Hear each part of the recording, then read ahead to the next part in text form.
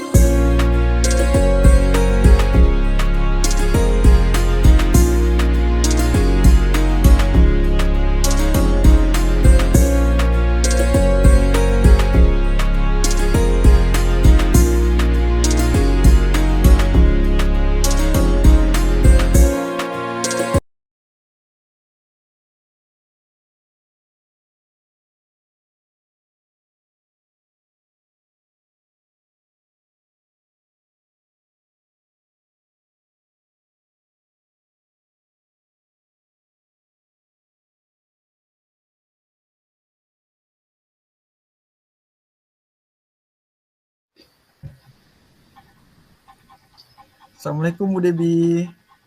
Waalaikumsalam, Pak. Bu, boleh minta waktu Ibu sebentar? Boleh. Ada apa, Bapak? Oh, gini Bu, saya mau cerita tentang Amir, anak kelas 11 IPA Bu. Oke. Hmm, Apa yang mau begi- Bapak ceritakan tentang Amir, Bapak? Begini Bu, saya bingung Bu dengan tingkah si Amir ini. Dia suka tidak masuk Bu di pelajaran saya. Sementara dengan pelajaran lain dia hadir. Nah, jam pelajaran yang sebelum jam saya dia datang Bu. Nanti ketika udah ganti jam, masuk ke jam saya, dia udah nggak ada Bu. Entah kemana, saya pun nggak tahu. Saya tanya dengan temannya, temannya pun nggak tahu Bu. Jadi saya pikir dia ada masalah apa dengan saya. Apa dia ada masalah dengan cara saya mengajar. Nah, jadi kalau seandainya ada masalah dengan cara saya mengajar, saya udah coba mempraktekkan pembelajaran berdiferensiasi, Bu, saat kebetulan dia masuk. Nah, saya kasih dia media yang berbeda, konten yang beragam. Terus ketika penugasan, saya juga kasih tugas yang oh, sesuai dengan minat mereka, saya bebaskan. Saya suruh mereka pilih. Bikinlah tugas itu sesuai dengan minat mereka, apakah dalam bentuk video, pokoknya yang mereka senangi. Tapi tadi Amir nggak masuk lagi Bu di jam saya. Bingung saya Bu. Oh, baik, Pak. Kalau boleh saya tahu, Pak, apakah hanya di mata pelajaran Bapak saja atau di mata pelajaran guru lain Amir tidak masuk ke dalam kelas, Pak? Saya udah tanya ke guru lain Bu, tapi kata guru lain nggak ada masalah dengan mereka Bu. Di jam pelajaran mereka Amir hadir katanya. Nah berarti ini Berarti, kan dengan saya aja Bu, berarti kan? iya. Baik, berarti hanya dalam pembelajaran Bapak saja si Amir bersikap seperti itu, benar, Pak? Benar Bu, cuma di jam pelajaran saya saja. Itulah yang membuat saya heran. Oh, begitu ya, Pak ya. Kira-kira menurut Bapak, kenapa si Amir bisa bersikap seperti itu, Pak? Awalnya Bu, saya pikir Amir itu nggak suka dengan metode saya. Jadi udah saya coba mencari metode yang baru itu yang saya bilang tadi, ternyata masih seperti itu. Sampai-sampai saya berprasangka Bu, kalau Amir ini nggak suka dengan pelajaran saya. Atau mungkin dia nggak suka dengan saya Bu. Nah, sampai-sampai saya berprasangka seperti itu Bu. Baik, berarti inilah yang harus kita cari tahu, Pak. Kenapa Amir bisa suka bolos khusus di pelajaran Bapak? Nanti Iya, kalau kita sudah tahu penyebabnya, baru kita akan mencari solusinya. iya, iya Bu, betul Bu, betul Bu. Oke. Apakah Bapak ada ide bagaimana cara kita mencari tahu atau menyelesaikan masalah ini? Bagaimana kalau saya menggunakan praktek segitiga restitusi Bu? Ide yang sangat bagus, Pak. Ya, Oke. Kapan Bapak mau melakukan praktek ini kepada si Amir, Bapak?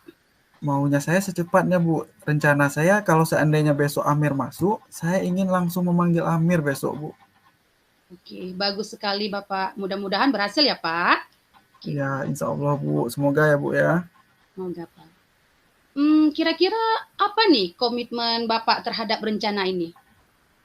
Jadi Bu, saya berkomitmen kalau seandainya bisa membuat Amir menyenangi pelajaran saya Bu, tentu ini tergantung temuan saya nantinya mengenai masalah Amir setelah saya melakukan segitiga restitusi dengan Amir Bu.